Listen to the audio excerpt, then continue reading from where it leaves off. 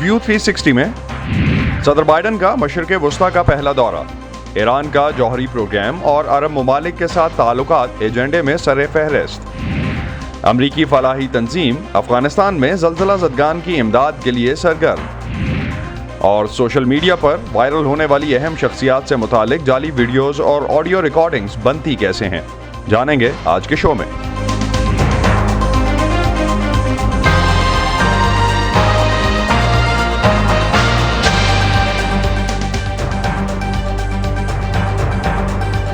Voice of America के Washington studios में आप सबको खुशामदीद। आप देख रहे हैं प्रोग्राम व्यू 360 और मैं हूं असदुल्लाह खालिद। जापान के साबिक वज़ीर आज़म शिंजो आबे इंतखाबी मुहिम के दौरान होने वाले कातिलाना हमले में हलाक हो गए हैं।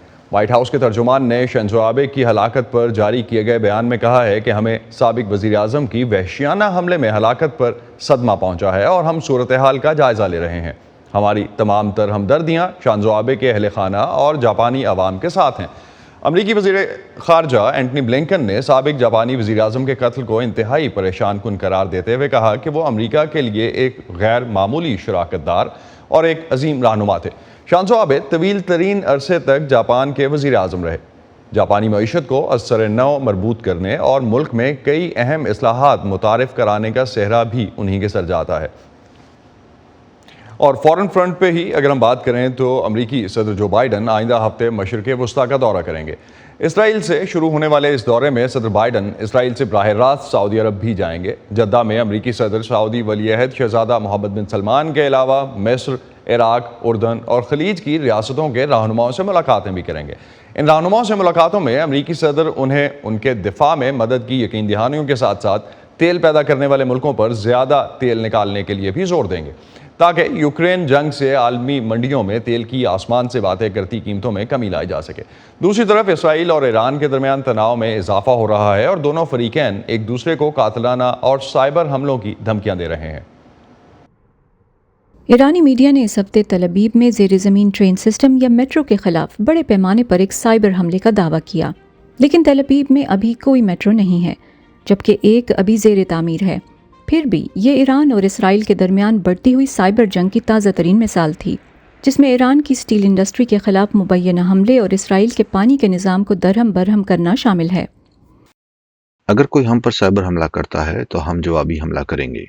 हम नहीं चाहते कि तेहरान में जाकर बस तबाही फैलाने लगें। हमारी कभी ये पॉलिसी नहीं रही, लेकिन हमारी पॉलिसी ये है कि अगर आप इसराइल के साथ गड़बड़ करेंगे तो आपको कीमत चुकानी पड़ेगी। इसराइल और ईरान एक दूसरे के खिलाफ कत्ल की धमकियों के तबादले में भी मसरूफ़ हैं। ईरान ने अपने फ़ौजी रहनुमाओं और जौहरी साइंसदानों के कत्ल का जिम्मेदार इसराइल को ठहराया है और बदला लेने की धमकी दी है। इसराइली सयाहों को तुर्की में कत्ल या अगवा किए जाने की ईरानी धमकियों से मुतालिक अपने इंटेलिजेंस इदारे की तनबीह के बाद इसराइल ने हाल ही में अपने शहरियों को तुर्की का सफ़र न करने का कहा है। इसराइल और ईरान के माबैन तनाज़ा ऐसे वक्त में बढ़ रहा है जब आलमी ताकतें ईरान के जौहरी प्रोग्राम को महदूद करने के लिए किसी मुआहिदे की कोशिशों में हैं। बाज़ इसराइली तज्ज़ियाकार खबरदार करते हैं कि जौहरी सलाहियत से ईरान खित्ते की और भी ज़्यादा जारहाना सुपर पावर बन जाएगा। जौहरी सलाहियत के हसूल से ईरान को बहुत ज़्यादा इलाकाई ताकत मिल जाएगी।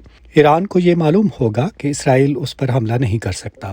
इस सलाहियत से ईरान और उसके इत्तेहादी खित्ते में दहशत गर्दी के ज़्यादा जारहाना सरगर्मियाँ करने के काबिल हो जाएंगे।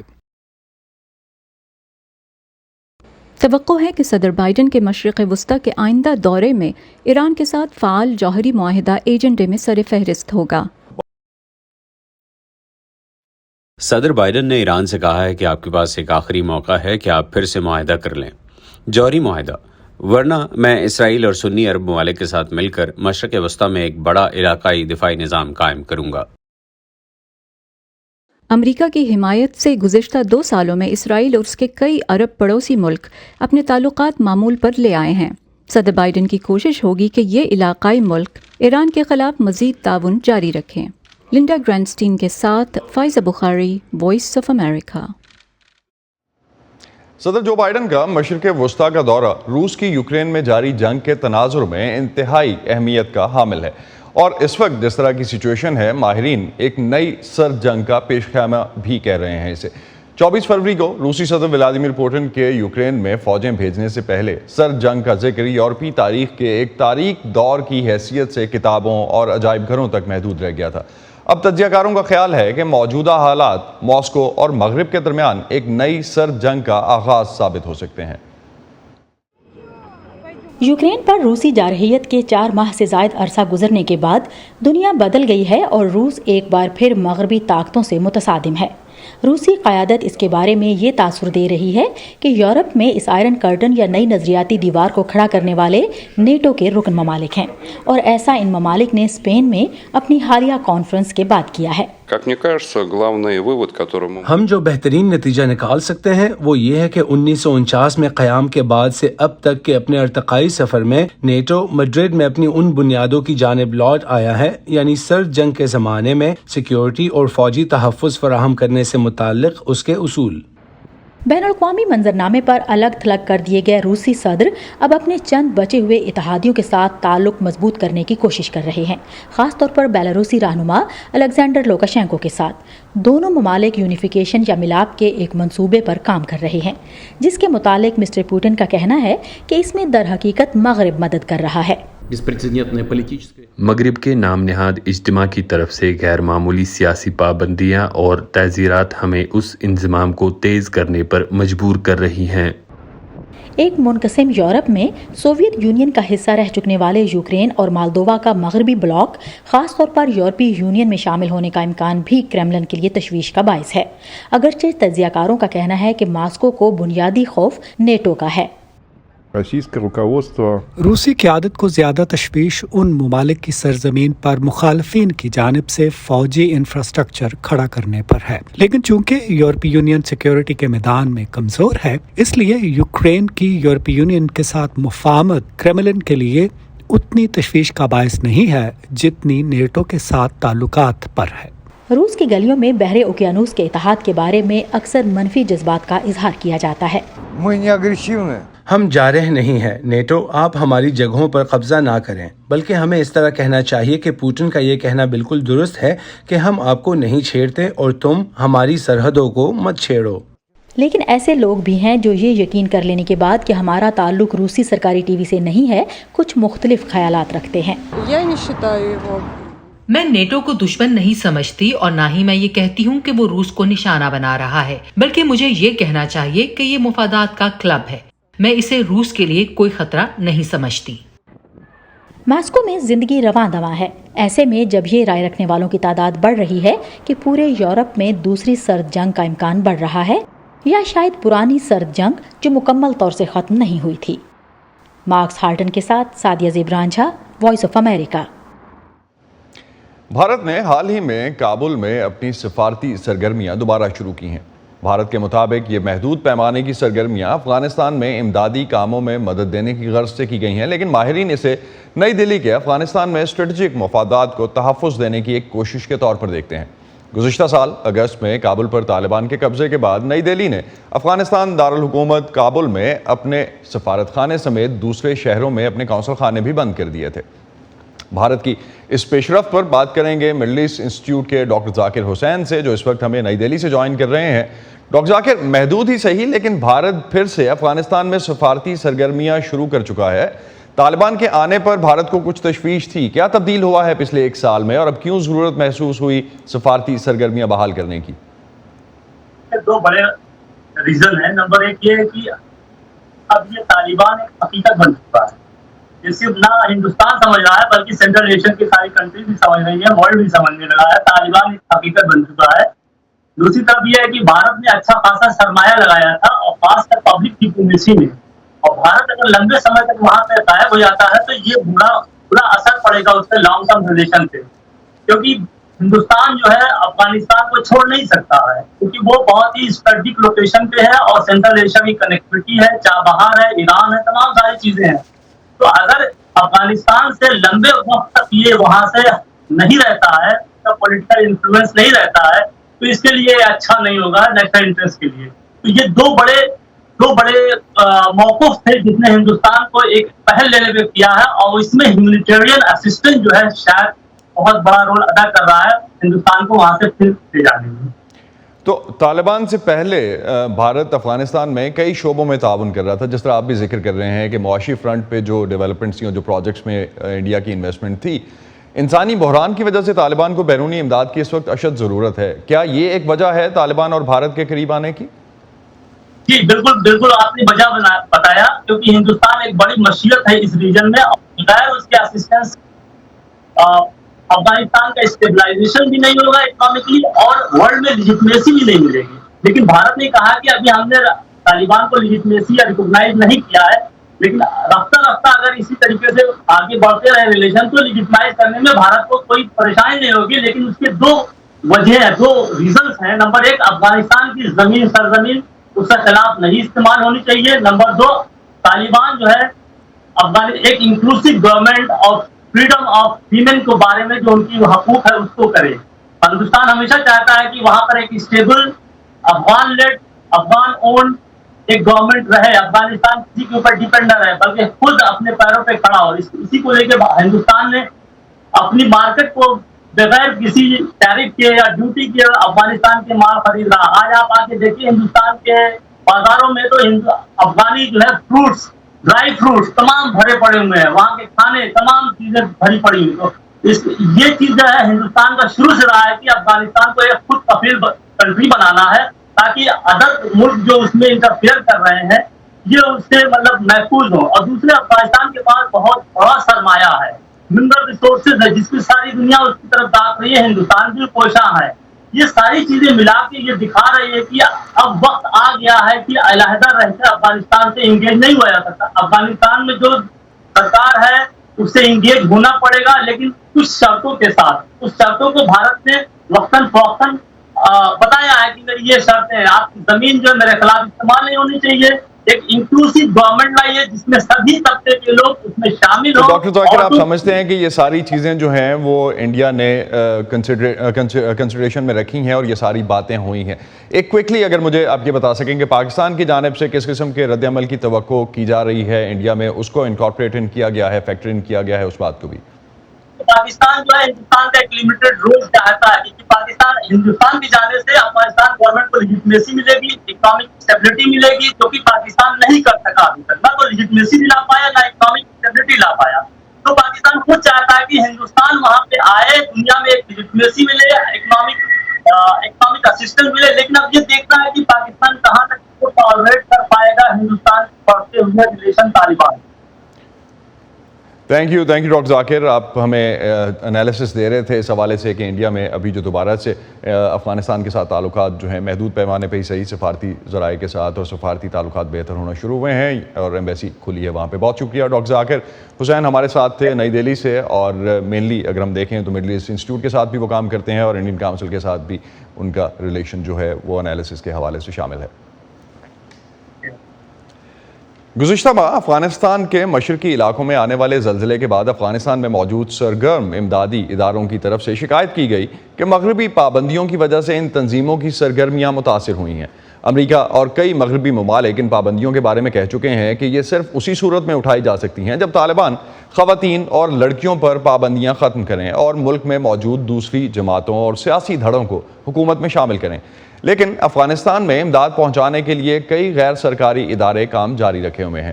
امریکی ریاست کیلیفورنیا میں فلاحی تنظیم اسلامک ریلیف نے ہنگامی بنیادوں پر افغانستان میں متاثرہ افراد کی مدد کے لیے ہزاروں ڈالر سے زائد کے عطیات جمع کیے ہیں. افغانستان میں فوری ضروریات کو مد نظر رکھتے ہوئے فلاحی ادارے اسلامک ریلیف USA نے فوری طور پر اپنے پروگرام کروز فار کاز کی توجہ زلزلہ زدگان کی مدد پر مرکوز کر دی. جب بھی ہم اپنی کمیونٹی سے مدد مانگتے ہیں تو ہمیں مثبت جواب ملتا ہے. وہ ہمیں کبھی مایوس نہیں کرتے، وہ ان لوگوں کو کبھی مایوس نہیں کرتے جن کی ہم خدمت کر رہے ہیں. اس لیے آج ہم نے، جیسا کہ آپ دیکھ سکتے ہیں، شاید صرف 100 سے کچھ زیادہ لوگوں کے گروپ سے $1,00,000 سے زیادہ عطیات جمع کیے ہیں. اس کار خیر میں حصہ ڈالنے والی اولا صبح 30 سال قبل ایک پناہ گزین کے طور پر امریکہ آئی تھیں. وہ کہتی ہیں کہ ضرورت مندوں کی مدد کرنا مناسب قدم ہے. I'm actually here at the Islamic Relief Fundraiser tonight because میں آج اسلامک ریلیف فنڈ ریزر میں آئی ہوں کیونکہ میں نے افغانستان کے زلزلے کی تباہ کن خبریں دیکھنے کے بعد اور اس کے نتیجے میں یتیم بچوں کو دیکھ کر واقعی میں دلی صدمہ محسوس کیا۔ یہ ایک جنزدہ ملک ہے، لوگ مشکل سے گزارا کر رہے ہیں، اور یہاں کے ایک شہری کے طور پر جسے تمام سہولتیں حاصل ہیں اور اس ملک میں رہتے ہوئے دوسروں کی مدد کرنے کے قابل ہونا، میں کم از کم عطیہ تو دے سکتی ہوں۔ to support them in any way I can. It was the least that I could do to come here and donate. Afghan American عطیہ دہندہ اور Islamic relief U S A کے west coast manager Humayun Jamali کا کہنا ہے کہ اس حد کے باعث جو امریکہ سے رشتہ داروں کو بھیجے جانے والی رقوم پر ہے، فنڈز اکٹھا کرنا چیلنج کا صرف ایک حصہ ہے۔ جب امریکہ نے اپنی افواج کو افغانستان سے نکالا تو انہوں نے افغانستان میں بینکنگ، دیگر کاروباری لین دین پر کچھ شرائط عائد کر دیں، یہاں تک کہ حالیہ کچھ عرصے تک وہاں ایک خاندان اپنے بینک اکاؤنٹ سے روزانہ تقریباً صرف $100 نکال سکتا تھا جو انہیں امریکہ، کینیڈا یا دیگر ممالک سے بھیجے گئے۔ کابل میں طالبان کی حکومت امریکہ سے مطالبہ کر رہی ہے کہ وہ افغانستان کے غیر ملکی فنڈز کو غیر منجمد کر دے اور زلزلے کی بحالی میں مدد دینے کے لیے مالی پابندیاں اٹھائے۔ وائٹ ہاؤس کی پریس سیکرٹری کرائن جین پیئر نے ہفتے کے روز صحافیوں کو بتایا کہ امریکہ ان فنڈز کے استعمال کے بارے میں پیچیدہ سوالات کو حل کرنے کے لیے فوری طور پر کام کر رہا ہے تاکہ یہ یقینی بنایا جا سکے کہ ان کا فائدہ افغانستان کے عوام کو ہو، نہ کہ طالبان کو۔ لیکن انہوں نے کہا کہ بائیڈن انتظامیہ انتظار نہیں کر رہی اور متاثرہ افراد کی مدد کے لیے بین الاقوامی شراکت داروں کے ساتھ مل کر کام کر رہی ہے۔ عزیزی فاؤنڈیشن کی ایگزیکٹو ڈائریکٹر علینا نوابی کا کہنا ہے کہ یہ سوال ابھی باقی ہے کہ افغانستان میں مدد کے لیے کون علاقوں میں موجود ہے۔ مثال کے طور پر افغانستان نے بہت سے ہنرمند کارکن، ڈاکٹرز، نرسیں اور ہیلی کاپٹروں کے پائلٹس کو کھو دیا ہے۔ مکینکس موجود ہیں لیکن ان سے کام لینے والا کوئی نہیں ہے۔ اسی لیے بین الاقوامی برادری کے لیے اس شعبے میں قدم رکھنا بہت ضروری ہے کیونکہ ان کے پاس مہارت ہے۔ اقوام متحدہ نے زلزلے میں ہلاک ہونے والوں کی تعداد 1150 بتائی ہے، لیکن خبردار کیا ہے کہ اس میں مزید اضافہ ہو سکتا ہے، جو کہ 2 دہائیوں میں افغانستان کا سب سے مہلک زلزلہ ہے۔ جینیا دولو کے ساتھ Nadeem Yaqoob, voice of America. VOA news کی نئی اسمارٹ فون ایپ، تازہ ترین خبریں، دلچسپ آڈیو ویڈیو رپورٹس اور منفرد تجزیے۔ دیکھیں، سنیں، پڑھیں اور شیئر کریں۔ سیٹنگز کے ذریعے اپنی پسند کی زبان کا VOA کی نئی ایپ میں انتخاب کریں۔ پراکسی کی مدد سے پابندیوں کے باوجود معلومات تک رسائی حاصل کریں۔ پش نوٹیفیکیشنز آن رکھیں تاکہ آپ رہ سکیں ہر لمحہ باخبر۔ VOA نیوز کی نئی smart phone app download کیجیے گوگل پلے اور ایپ اسٹور سے۔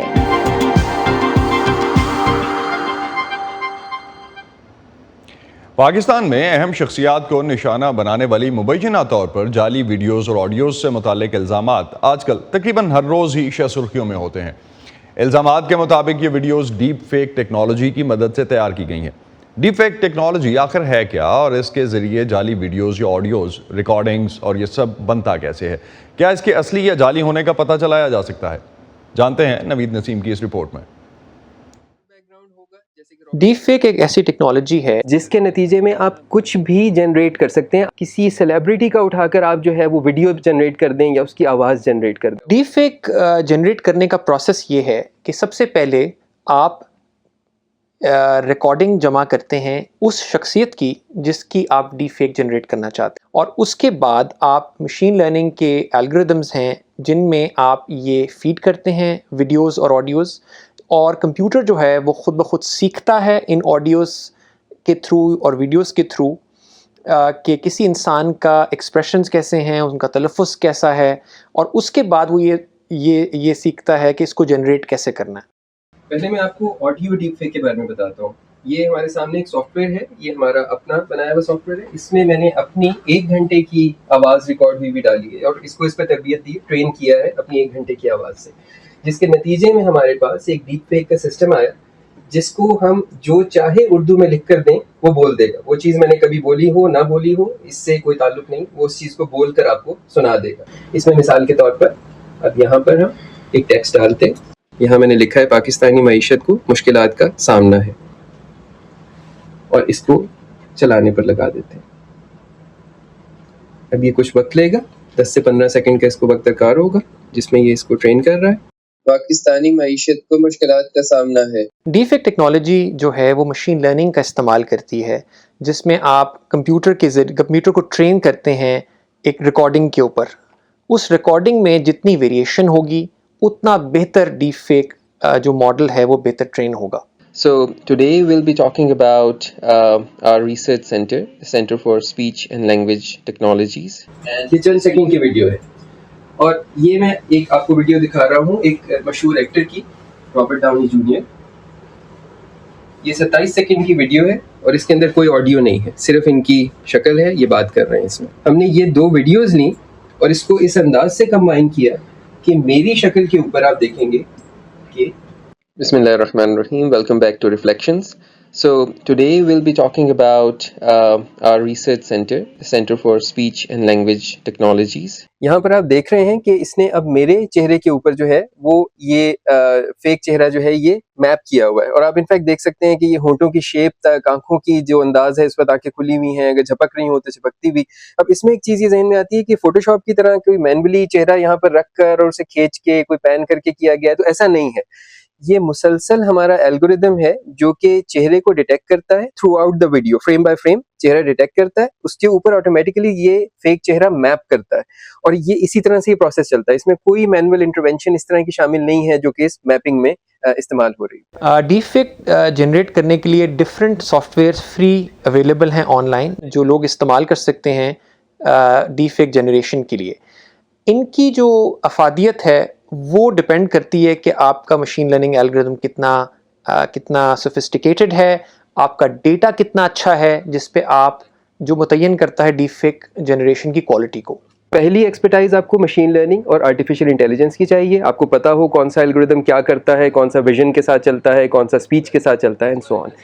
دوسری آپ کو اس میں ایکسپرٹائز چاہیے جو ویڈیو پروڈکشن کے لیے چاہیے ہوتی ہے. لائٹنگ کیسی ہے, ویڈیو کو جوڑنا کیسے ہے, سیملیسلی کس طرح سے اس کو پروڈیوس کرنا ہے, اچھی ریزولوشن میں کیسے ویڈیو لانی ہے, یہ دوسری ایکسپرٹائز ہے. اور ایک تیسرا اینگل اس میں ڈیٹا سائنس کا آ جاتا ہے. وہ یہ والا اینگل ہے کہ آپ کو کتنا ڈیٹا چاہیے ٹرین کرنے کے لیے اپنے ماڈل کو, آپ نے کتنی ویڈیوز استعمال کرنی ہے, 1 گھنٹہ, 10 گھنٹہ, 100 گھنٹہ, کب جا کر وہ ریزلٹس آئیں گے جو چاہیے آپ کو. جیسا کہ ہم دیکھتے ہیں کہ جن لوگوں کی ویڈیوز زیادہ موجود ہیں, سیاستدانوں کی, سیلیبریٹیز کی, ان کی ویڈیوز یوٹیوب پر پڑی ہوئی ہیں, ہر جگہ موجود ہیں, طرح طرح کے انوائرمنٹس میں موجود ہیں, انہیں کے آپ زیادہ اس وقت ڈیپ فیک آتے ہوئے دیکھ رہے ہیں. کیونکہ ٹیکنالوجی بھی ابھی نا اپنی نیسنٹ سٹیج میں, ابھی نئی ٹیکنالوجی ہے, ابھی یہ بہت زیادہ پختہ نہیں ہوئی ہے, تو لہٰذا ابھی زیادہ جو لوگ اس کا ٹارگٹ بن رہے ہیں, انفارچونیٹلی جو شکار ہو رہے ہیں اس کا, وہ وہی لوگ ہیں جن کی زیادہ ٹریننگ ڈیٹا اویلیبل ہے. اگر فورینسکس والے جو طریقہ استعمال کر رہے ہیں, جو سافٹ ویئر استعمال کر رہے ہیں, اگر وہ جدید نہیں ہے اور ڈیپ فیک بنانے والا طریقہ زیادہ جدید تھا, تو فورینسکس ہو سکتا ہے کہ اس فیک ویڈیو کو اصلی کہہ دے.